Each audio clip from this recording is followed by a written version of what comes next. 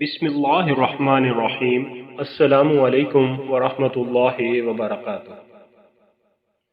محترم ناظرین کرام، قیامت کے دن ہر انسان کے گناہوں پر 8 گواہ پیش ہوں گے، اور وہ گواہ ایسے ہوں گے جن کی گواہی سے انکار نہ کیا جا سکے گا۔ وہ گواہ کون کون سے ہوں گے، آئیے جانتے ہیں۔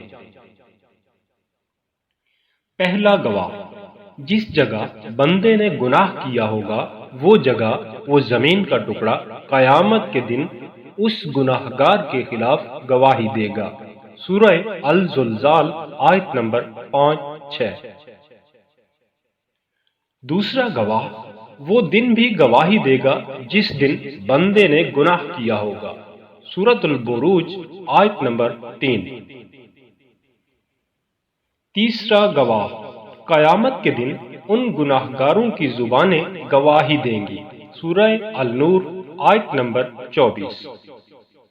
چوتھا گواہ، انسان کے جسم کے باقی اعضاء، ہاتھ پاؤں وغیرہ یہ بھی گواہی دیں گے۔ سورہ یاسین آیت نمبر 25۔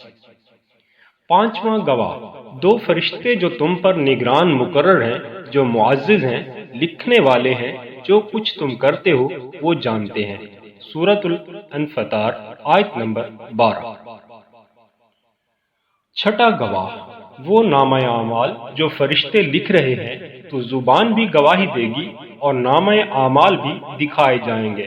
سورۃ الکہف آیت نمبر 49۔